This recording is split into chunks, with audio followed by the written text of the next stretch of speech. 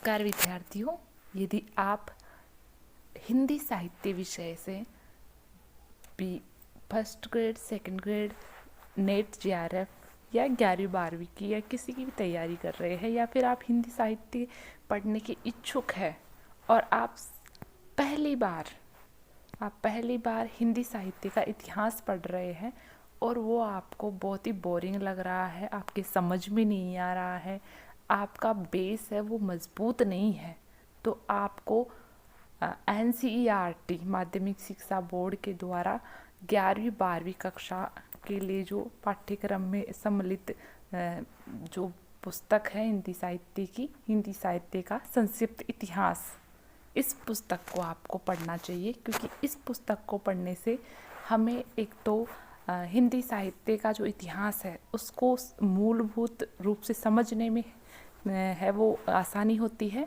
साथ ही साथ इसमें ऑथेंटिक प्रामाणिक जानकारी हमें प्राप्त होती है। तो जो गाइड्स वगैरह है मार्केट में जो मिलती है, उनकी सबसे बड़ी समस्या ये है कि उनमें जो भी सामग्री है वह प्रामाणिक नहीं मिल पाती है, या फिर अलग अलग गाइड्स की बुक्स पढ़ते हैं तो अलग अलग डेट मिलती है, उनमें अलग अलग मैटर मिलता है, तो हम कहीं ना कहीं कंफ्यूज होते हैं। तो इन सब झंझटों से दूर हो सकते हैं आप, और आप पढ़ सकते हैं हिंदी साहित्य का संक्षिप्त इतिहास NCERT माध्यमिक शिक्षा बोर्ड राजस्थान के अजमेर द्वारा जो जारी है 11वीं 12वीं कक्षा की जो पुस्तक है वो पढ़कर आप लाभ उठा सकते हैं। तो आज हम आरंभ करने जा रहे हैं और सबसे पहले पढ़ेंगे हम आदिकाल। जैसा कि हिंदी साहित्य का जो इतिहास है उसको आप सभी जानते ही हैं कि आचार्य रामचंद्र शुक्ल हैं, उन्होंने हिंदी साहित्य के इतिहास नाम से ही हिंदी साहित्य का इतिहास लिखा था। 1929 में जो प्रकाशित हुआ उसमें हिंदी साहित्य का जो इतिहास है आज तक का, उसको 4 खंडों में उन्होंने विभाजित किया है, 4 खंडों में। और उनका जो पहला खंड है वो आदिकाल आता है, ठीक है, वो आदिकाल के नाम से जाना जाता है क्योंकि वो शुरुआती काल है, आदिकाल है, ठीक है। और उसका जो समय है, उसकी जो समय सीमा है वो भी आचार्य रामचंद्र शुक्ल है। उन्होंने विक्रम संवत 1050 से 1375 मानी है, 1375 विक्रम संवत मानी है, ठीक है। जैसा कि बुक में भी लिखा हुआ है सन 993 ईस्वी से 1318 ईस्वी तक। तो यहाँ ईस्वी संवत है, ये तो ईस्वी सन है, और ये संवत में 1050 हो जाएगा। तो अगर विक्रम संवत में से 57 हम घटा देंगे, विक्रम संवत है उसमें से हम विक्रम संवत में से हम 57 घटाएंगे तो हमें जो प्राप्त होगा वो क्या होगा, 993 ईस्वी ही प्राप्त होगा। तो अगर आपको ईस्वी सन चाहिए तो आप 57 घटा देंगे विक्रम संवत से, और अगर ईस्वी सन है और आप विक्रम संवत में उसको बदलना चाहते हैं तो 57 उसमें जोड़ लेंगे, तो आप कंफ्यूज नहीं होंगे। कैसे भी एग्जाम में क्वेश्चन आ सकता है, ये काफ़ी इंपॉर्टेंट है कि आरंभिक काल को क्या कहा गया है, हिंदी साहित्य के आरंभिक काल को आदिकाल कहा गया है। समय सीमा कितनी है, 993 ईस्वी से 1318 ईस्वी, या विक्रम संवत में पूछा जाए तो 1050 विक्रम संवत से 1375 विक्रम संवत। तो हम अभी आदिकाल है उसको पढ़ने से पहले हम इसकी पूर्व पीठिका पढ़ेंगे हिंदी साहित्य की, और हम अच्छे से समझेंगे। तो शुरू करते हैं हम हिंदी साहित्य की पूर्व पीठिका। हिंदी भारत में सर्वाधिक बोली जाने वाली भारतीय आर्य भाषाओं में सर्वोपरि है, ठीक है। भारतीय आर्य भाषाओं की ही एक भाषा है हिंदी, ये जानकारी हमें इस लाइन से मिल रही है, ठीक है। तो भाषा कौन सी, हिंदी भाषा कौन सी भाषाओं की है, आर्य भाषाओं की ही एक भाषा है।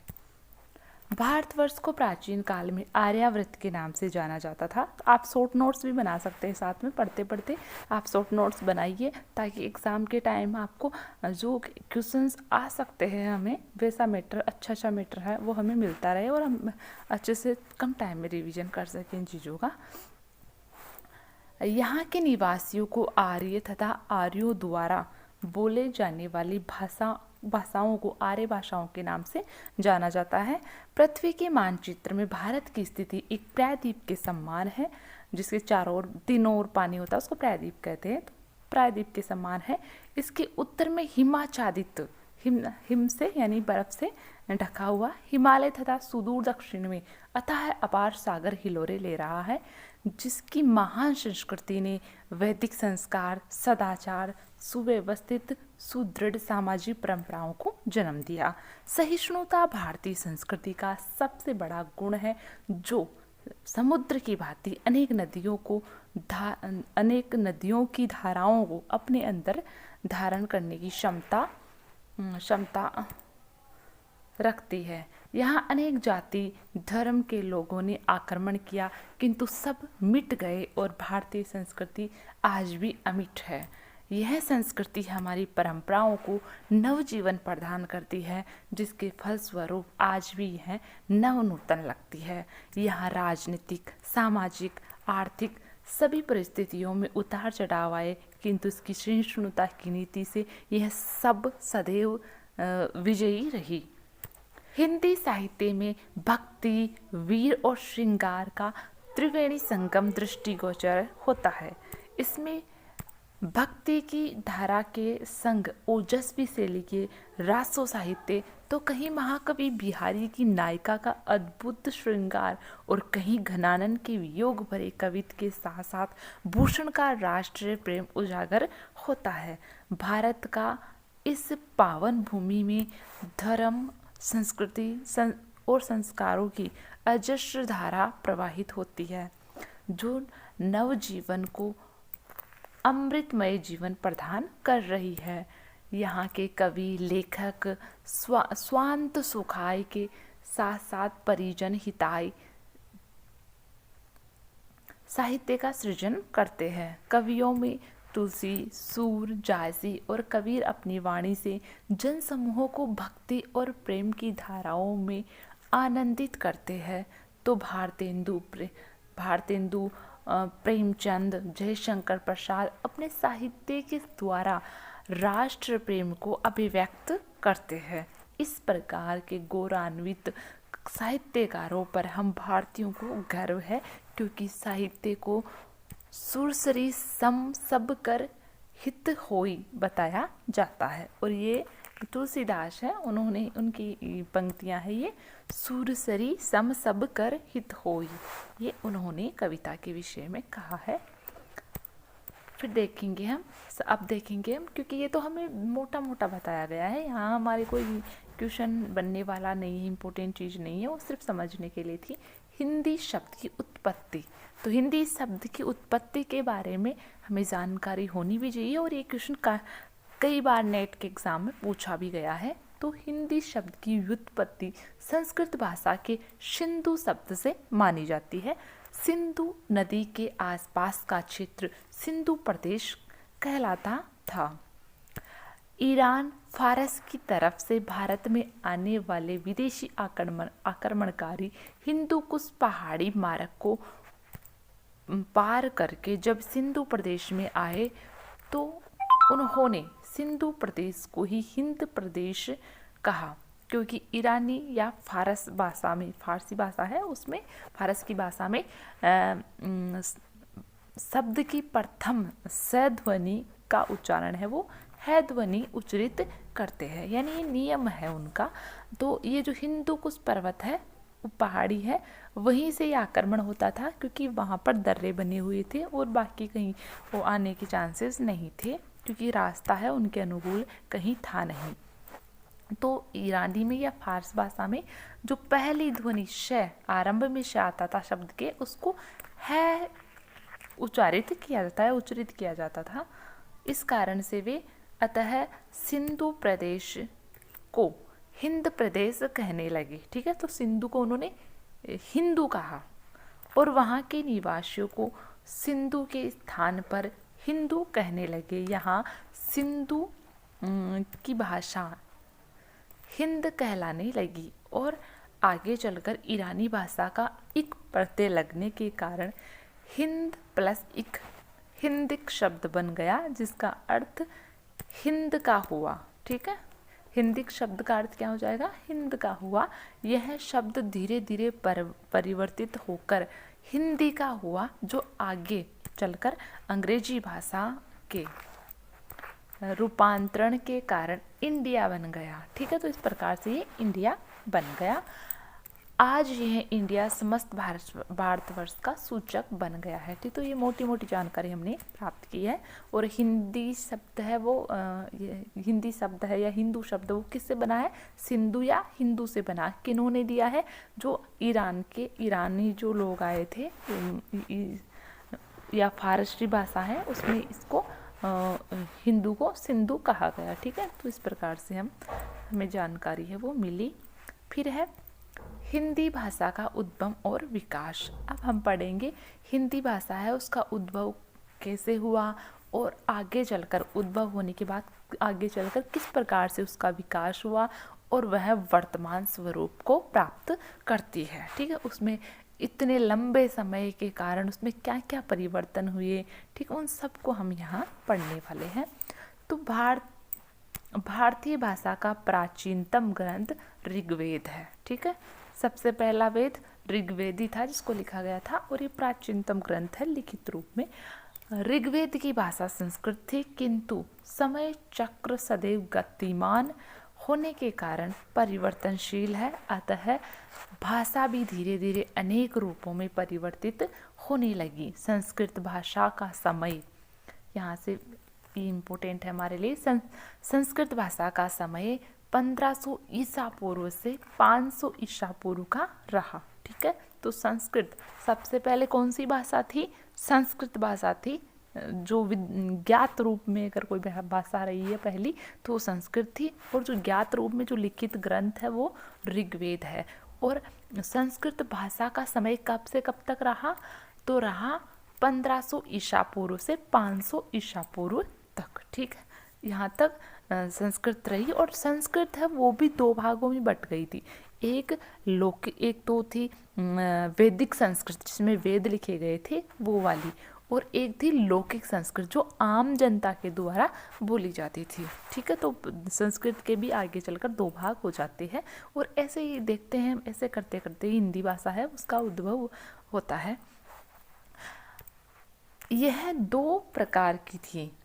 पहली वैदिक संस्कृत जिसमें वेद, उपनिषद, आरण्यक, ब्राह्मण और दर्शन आदि की रचनाएं हुई। और दूसरा लौकिक संस्कृत जिसमें रामायण, महाभारत इत्यादि की रचनाएं हुई। तो रामायण की भाषा है वो कौन सी है? लौकिक संस्कृत है। और जो उपनिषद है, वेद है, आरण्यक है, ब्राह्मण है, दर्शन है, उनकी भाषा कौन सी है? वैदिक संस्कृत है। ठीक है, और जो पाणिनि है, अष्टाध्यायी पढ़ते हैं हम क्योंकि हम हिंदी की स्टूडेंट्स हैं। व्याकरण हमारे लिए एक महत्वपूर्ण हमारा आधारशिला है हिंदी की। तो व्याकरण है, व्याकरण का ग्रंथ है, जो पहला ग्रंथ है वो है पाणिनि का अष्टाध्यायी। और पाणिनि का अष्टाध्यायी है वह भी लौकिक संस्कृत में ही लिखा गया है। ये क्वेश्चन भी नेट में पूछा गया था, तो इस दृष्टि से इम्पोर्टेंट हो जाएगा। यही लौकिक संस्कृत बोलचाल की भाषा के रूप में विकसित हुई और धीरे धीरे पाली भाषा के रूप में प्रचलित हुई। ठीक है, पहले कौन सी थी? संस्कृत थी, और संस्कृत में थोड़ा विकार उत्पन्न हुआ। वो लोगों की बोलचाल, लोग जो आम जनता है वो बोलती तो बिल्कुल अच्छी संस्कृत नहीं बोल पाती थी। वो उनकी भाषा में परिवर्तन हुआ, संस्कृत में परिवर्तन हुआ, और कौन सी भाषा बन गई? लौकिक संस्कृत बन गई। और लौकिक संस्कृत है उसमें भी आगे चलकर धीरे धीरे समय के अंतर के साथ साथ भाषा है उसमें परिवर्तन हुआ, और परिवर्तन होकर लौकिक संस्कृत से कौन सी भाषा बन गई? पाली भाषा बन गई। ठीक है, तो पाली भाषा के रूप में प्रचलित हुई। कौन? बोलचाल की जो संस्कृति या लौकिक संस्कृति वही क्या बन गई? आगे चलकर पाली भाषा में परिवर्तित हो गई, जिसका समय 500 ईसा पूर्व से ईसा की पहली शताब्दी तक माना गया है। इम्पोर्टेंट है, यहाँ पर इस पॉइंट को भी आप नोट कर लेंगे। ठीक है, तो संस्कृत का समय कौन सा था? 1500 ईसा पूर्व से 500 ईसा पूर्व तक संस्कृत रही, और बाद में 500 ईसा पूर्व से पहली शताब्दी तक कौन सी रही?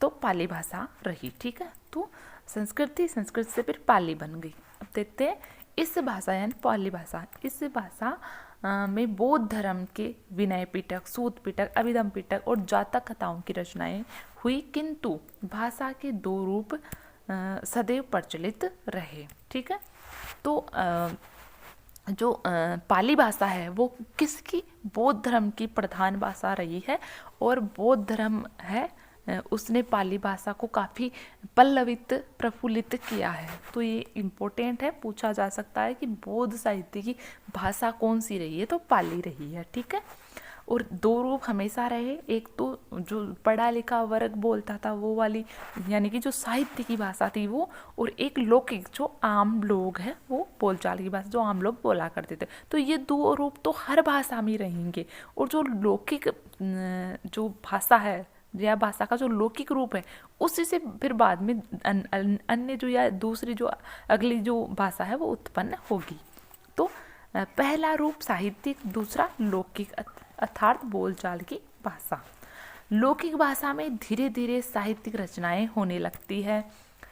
जब कोई भाषा कवि और लेखकों का आश्रय पाकर नवीन भाषा में परिवर्तित हो जाती है तो वह साहित्यिक भाषा का रूप धारण कर लेती है। तो यहाँ से हमें एक चीज़ पता चली, क्या पता चला, हमें ये पता चला कि कोई भी भाषा है अगर वो भले आम जनता की भाषा क्यों ना हो, अगर उस आम जनता की भाषा में भी अगर साहित्य लिखा जाने लग गया और साहित्य का एक कहे कि बहुत बड़ा भंडार उस भाषा में लिख दिया गया है, तो फिर वो भाषा है वो आम जनता की भाषा नहीं रहेगी, वो साहित्य की भाषा बन जाएगी, वो साहित्यिक भाषा बन जाएगी, और फिर उसमें परिवर्तन परिवर्तन होने की वजह से वो एक नई भाषा का रूप धारण कर लेगी। तो ये हमेशा चलता आ रहा है और अब भी चल रहा है, वर्तमान में भी भाषा है वो परिवर्तनशील, भाषा का गुण है कि वह परिवर्तनशील है।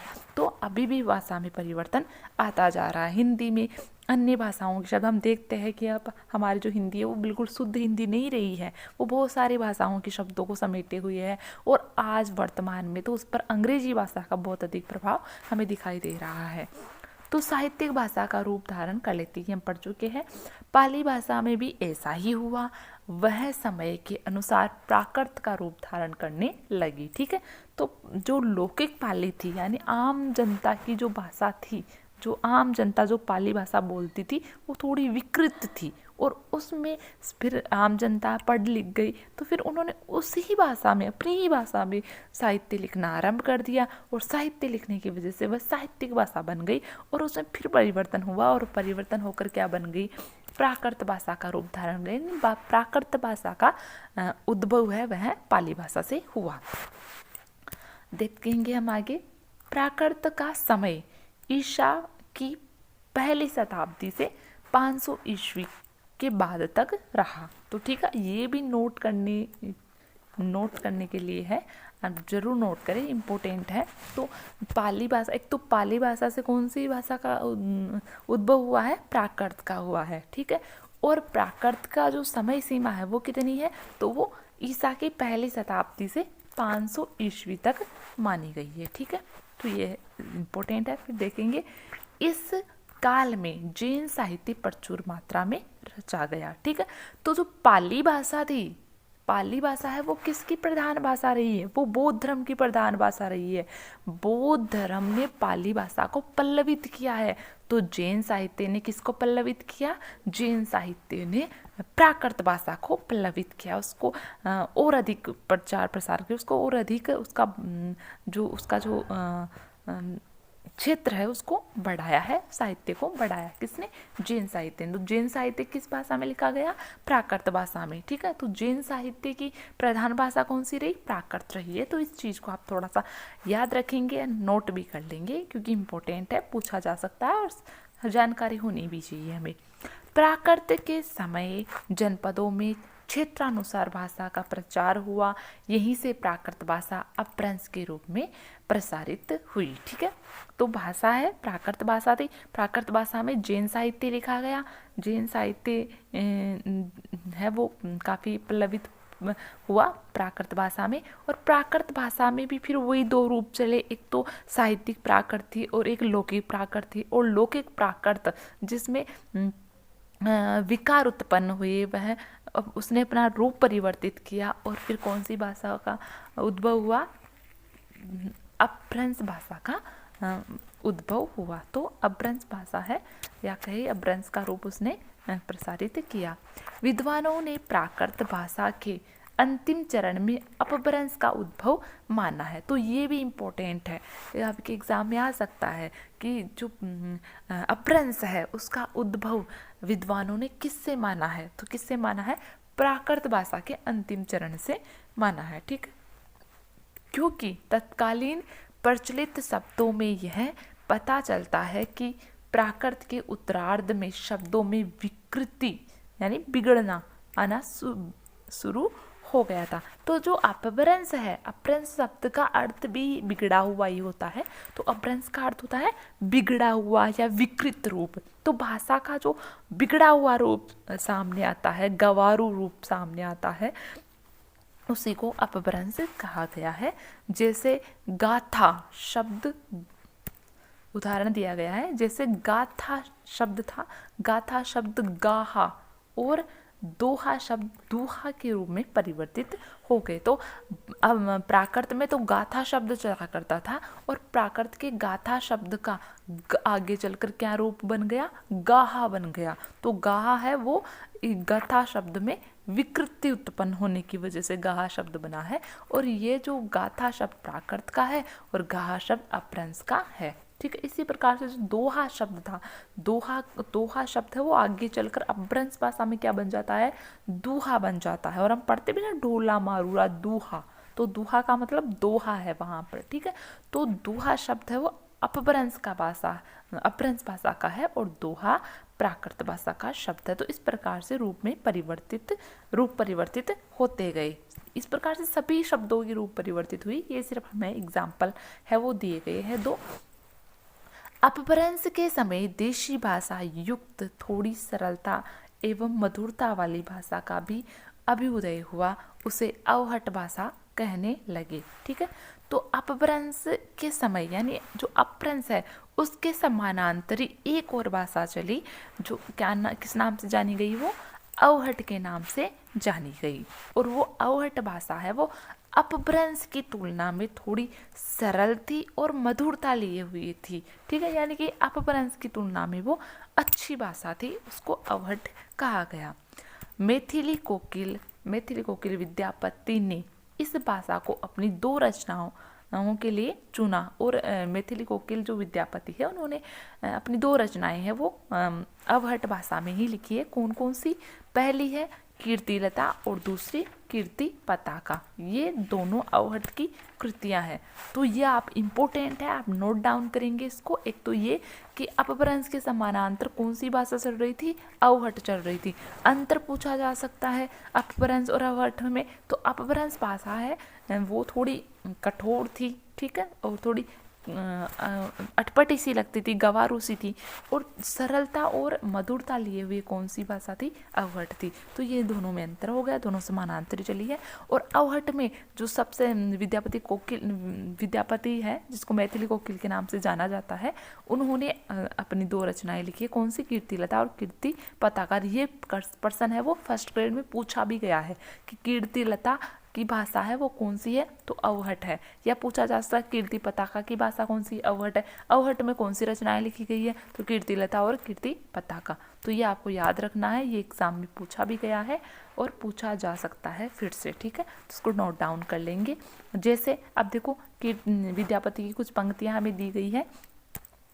देसिल बैना सब जन मिठा, ते तेसन जपोहो अवहट्ठा। तो इस शब्द से उन्होंने कह दिया है, इन पंक्तियों से उन्होंने कह दिया है कि देसिल बैना सब जन मिठा, ते तेसन जपहो अवहट्ठा। कि जो अपनी देश की भाषा है वो मीठी है, और इसलिए सभी को अवहट भाषा बोलनी चाहिए।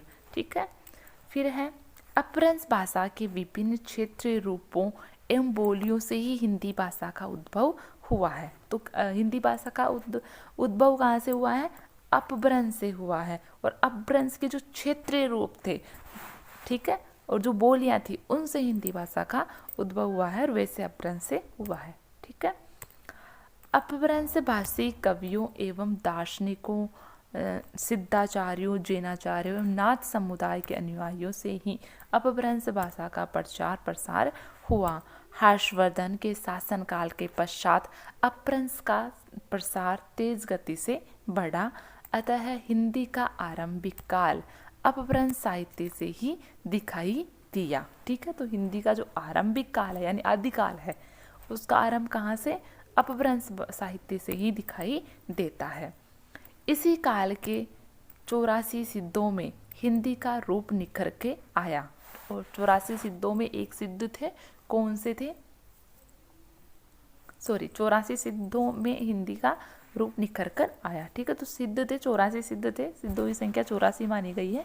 और उन सिद्धों से ही हिंदी भाषा है उसकी उत्पत्ति मानी जाती है, या उनसे ही हिंदी है उसका उद्भव माना जाता है। उनमें जो सरप्पा है 84 सिद्धों में सरप्पा है, उसको हिंदी का पहला कवि माना गया है। और उसकी भाषा में हिंदी भाषा है के जो शब्द है वो बहुत अधिक मिलते हैं, तो सब मानते हैं उनको। आचार्य हजारी प्रसाद द्विवेदी ने हिंदी को ग्राम्य अपभ्रंश का विकसित रूप माना है। ये इंपॉर्टेंट है भाई, ये आपके नेट में पूछा जा सकता है, फर्स्ट ग्रेड में भी पूछा जा सकता है कि आचार्य हजारी प्रसाद द्विवेदी ने हिंदी को ग्राम्य भाषा का विकसित रूप माना है, तो पूछा जा सकता है आचार्य रामचंद्र शुक्ल ने आचार्य हजारी प्रसाद द्विवेदी ने हिंदी को किसका विकसित रूप माना, तो ग्राम्य अपभ्रंश का विकसित रूप माना।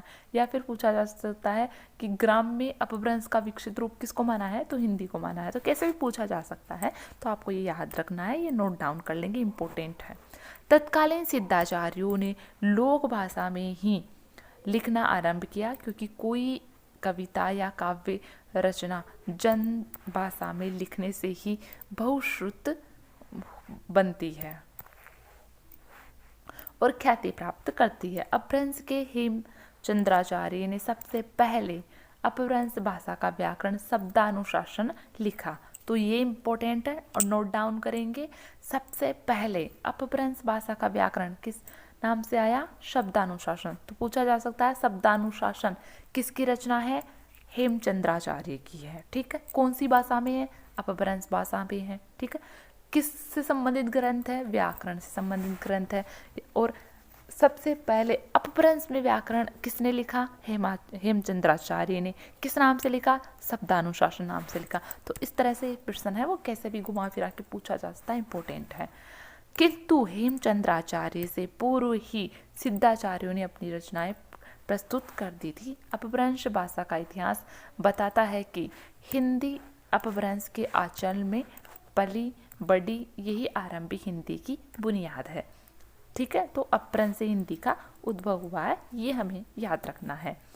उदय नारायण तिवारी ने लिखा है, आचार्य हेमचंद्र के पश्चात 13वीं शताब्दी के आरंभ में आधुनिक भारतीय भाषाओं के अभ्युदय के समय 15वीं शताब्दी के पूर्व तक का काल संक्रांति काल था। ठीक है, जिसमें भारतीय आर्य भाषाएं धीरे धीरे अपभ्रंश की स्थिति को छोड़कर आधुनिक काल की विशेषताओं से युक्त होती जाती रही थी। मिश्र बंधुओं ने अपनी मिश्र बंधु विनोद में, ठीक है, तो मिश्र बंधु, ठीक है, ये मिश्र बंधु है, 3 मिश्र जाति के बंधु भाई हैं, उन्होंने मिलकर हिंदी साहित्य का इतिहास लिखा है। किस नाम से? मिश्र बंधु विनोद के नाम से 1913 में उन्होंने ये इतिहास ग्रंथ लिखा था, तो उसके अनुसार यहाँ दे रखा है, तो इसको भी आप याद रखेंगे। मिश्र बंधुओं ने कौन सी रचना लिखी है?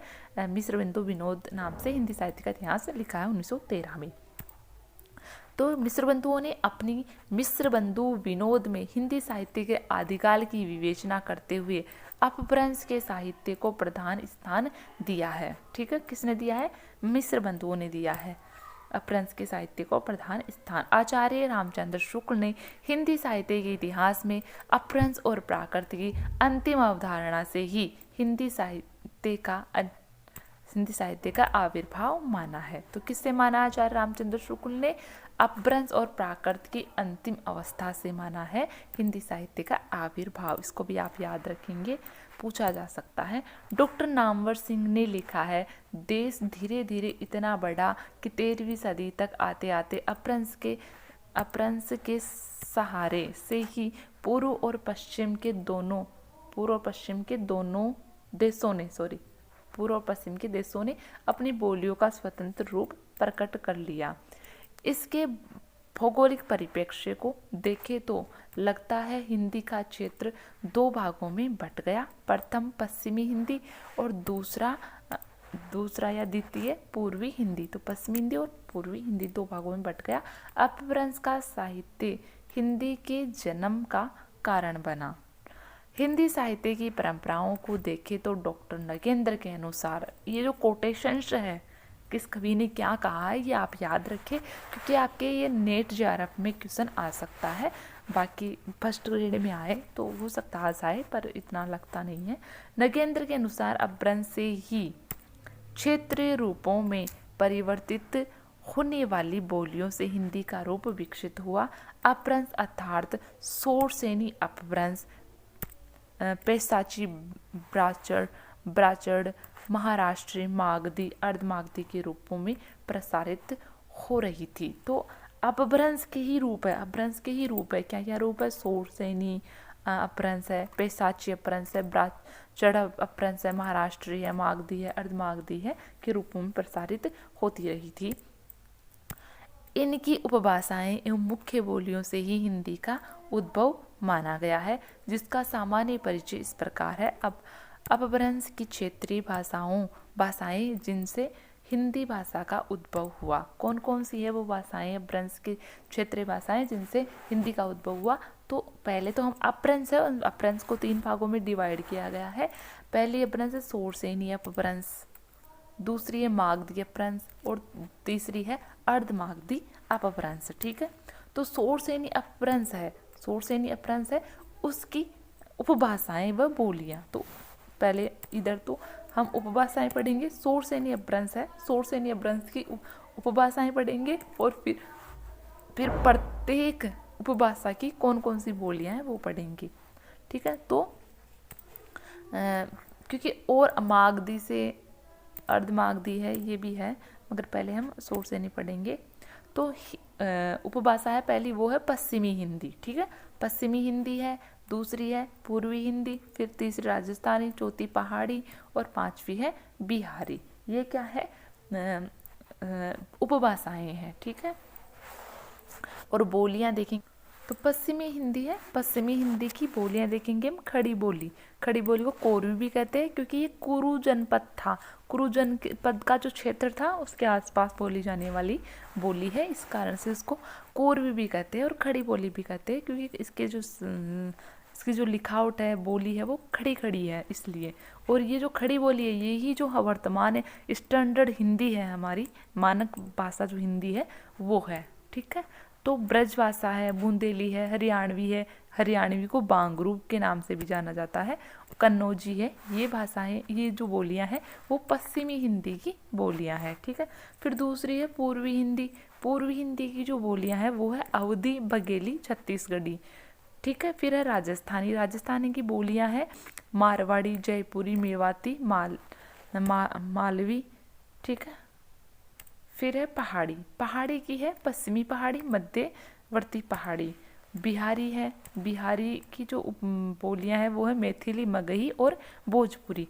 तो ये सारा आपको याद रखना है, ये सारी की सारी आपको याद होनी चाहिए सारी भाषाएं, क्योंकि ये हर बार नेट में, चाहे तो नेट में आए, चाहे आपके फर्स्ट ग्रेड में आए या सेकेंड ग्रेड में आए, ये आपसे पूछ जाती है, हमेशा पूछ जाती है। 1 से 2% यहाँ से आते ही आते हैं। तो ये सारी की सारी आपको याद रखनी है कि कौन सी उपभाषा की बोलियां कौन सी है। ठीक है, क्योंकि काफ़ी बार पूछा गया है, काफ़ी फेमस है ये प्रश्न। इस प्रकार हिंदी में 5 उपभाषाएं हैं और 18 बोलियां हैं।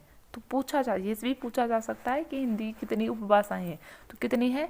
5 तो उपभाषाएं हैं और कितनी बोलियां हैं? 18 बोलियां हैं। तो बोलियां 18 है। कई बार 18 ऑप्शन में नहीं हो तो 17 भी इसका ऑप्शन होगा। ठीक है, एक बार पूछा गया था तो वहाँ 18 ऑप्शन में नहीं था तो 17 माना गया था, तो 17 को भी मान सकते हैं, क्योंकि ये जो कन्नौजी है इसको कई मानते कई नहीं मानते, तो 17 भी आ सकता है। और वैसे 18 बोलियां हैं। तो पूछा जाए हिंदी की कितनी बोलियां हैं तो कितनी है? 18 है। उपभाषाएं कितनी है? तो 5 उपभाषाएं हैं। ठीक है, आज इतना ही पढ़ेंगे, बाकी है वो हम नेक्स्ट क्लास में फिर पढ़ेंगे।